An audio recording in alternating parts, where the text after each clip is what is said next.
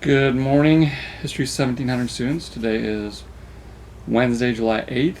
Today is 3.2, week 3, day 2, and this is today's instructional video. Yesterday I talked about the historiographical presentation in the Google Meet, and for those of you who might have missed the Google Meet, I just want to give a little information about the historiographical presentation right now. Basically, the historiographical presentation is choosing an event or topic of American history and then finding two books written about that event or topic, hopefully written about 15 or 20 years apart.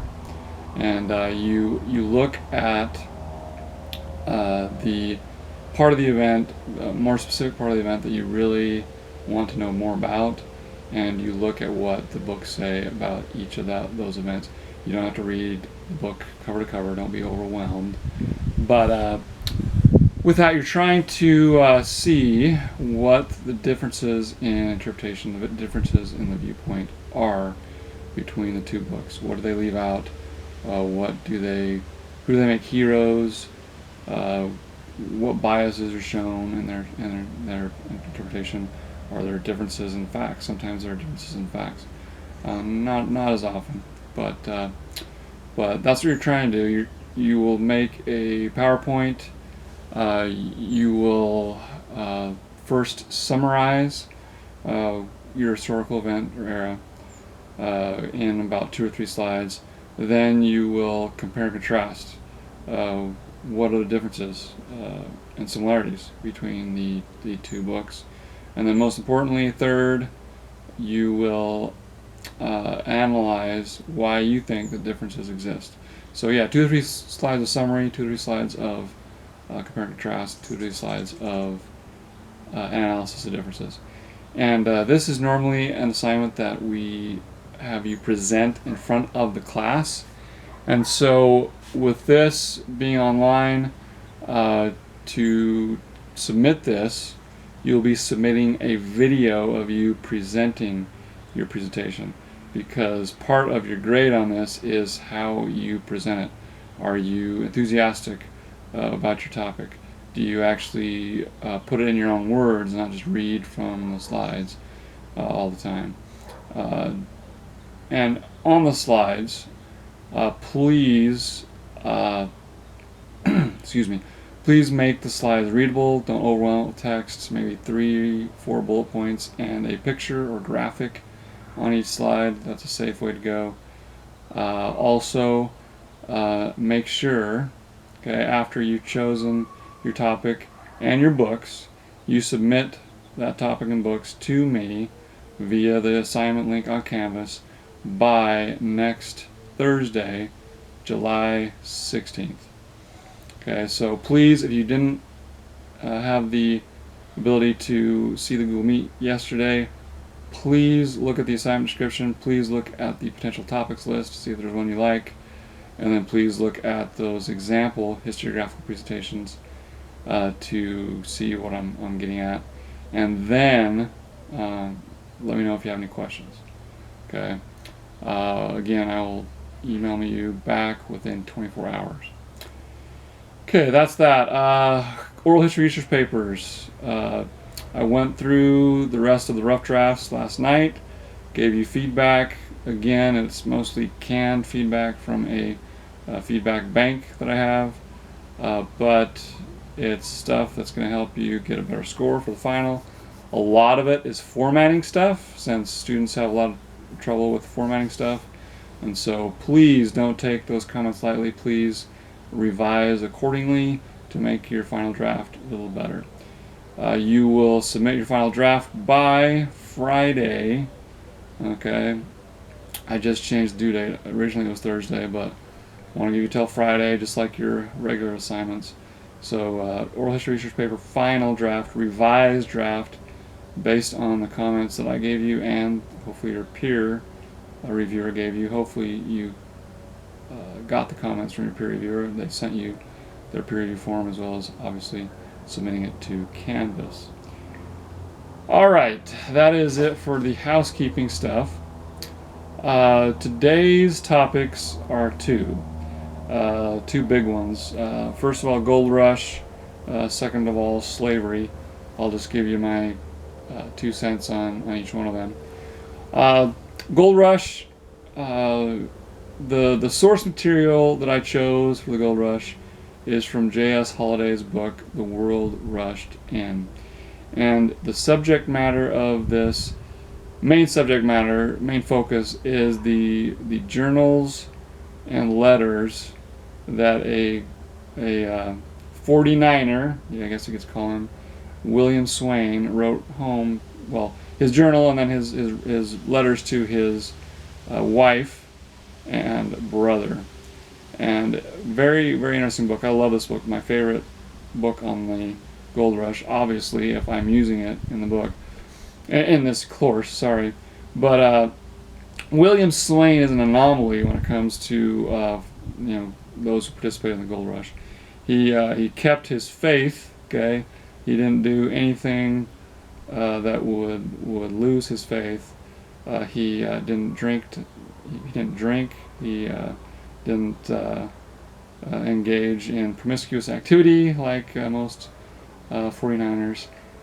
Kept to his beliefs, and that is very admirable, because as you'll see in Holliday's writings, he talks about how the Gold Rush was seen by so many as a chance to free themselves from the shackles of religion, moral values, nagging wives, family that they didn't enjoy, and they just went out there and they drank, they engaged in obviously promiscuous activity. They did whatever they wanted because they felt like they were in the wide open and didn't have to abide by any sort of moral values or rules. But Swain was different. He still kept to those, which is very interesting.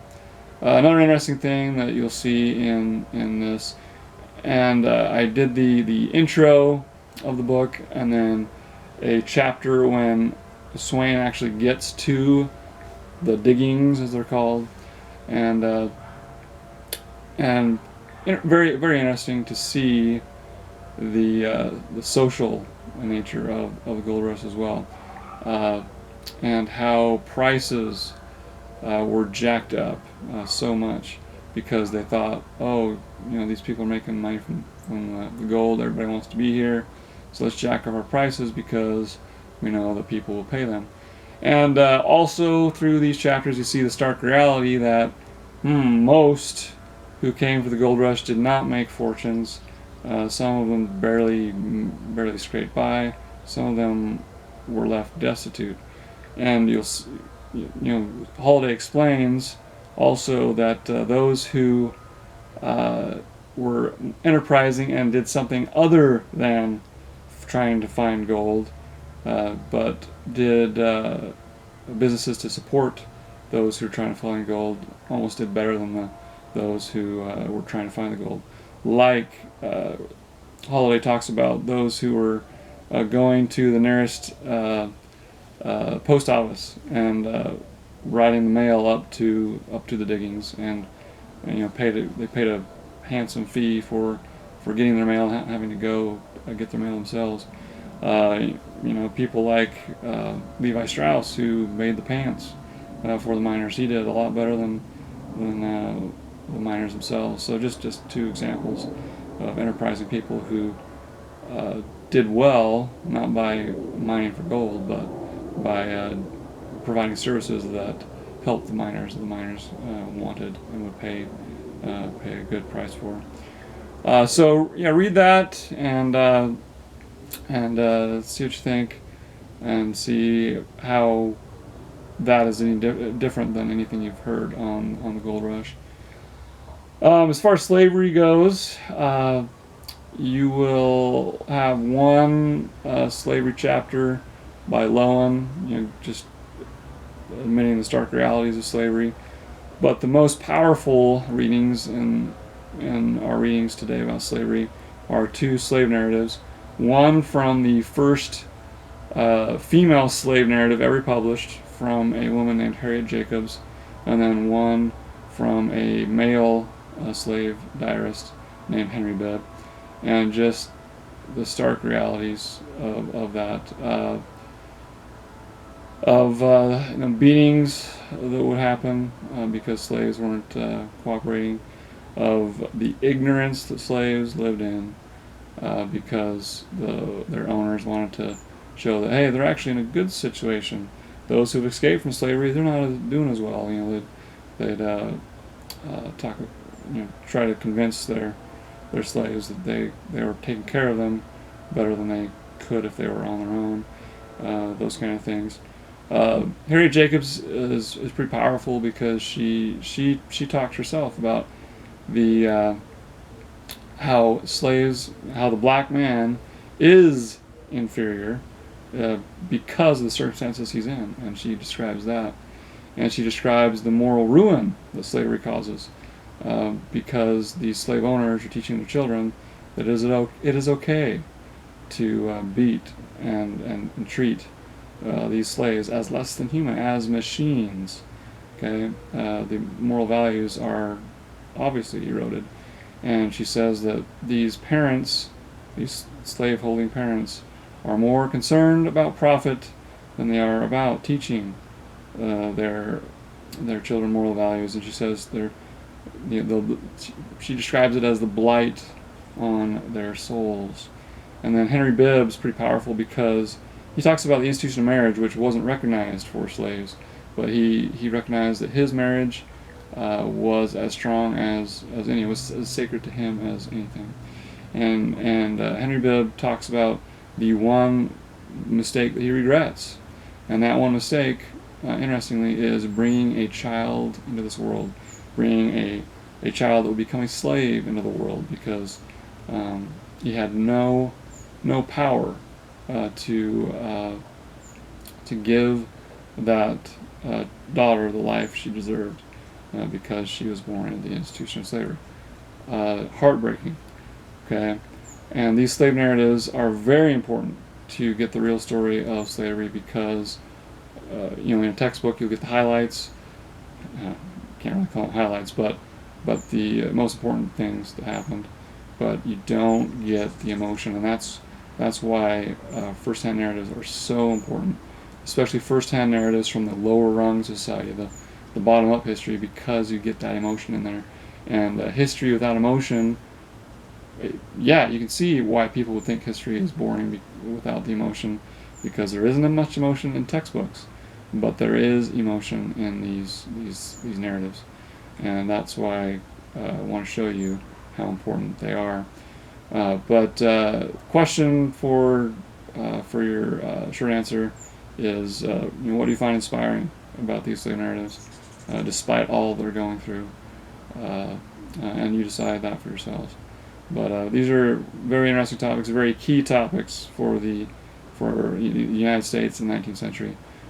J.S. Holliday calls the Gold Rush second only to the Civil War in importance in the 19th century, because it is such an influx of people to the West, such a immigration of people from the East to the West, and places like San Francisco, just grew exponentially overnight because of this gold rush, and also again the social atmosphere, the values that were not adhered to during the gold rush makes it a very interesting topic as well.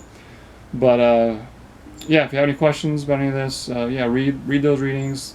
All of them are pretty short, only 4 or 5 pages. Very interesting readings this for this day, and I hope you enjoy them. Again, let me know if you have any questions, and I'll sign off till tomorrow's instructional video. Okay, bye-bye.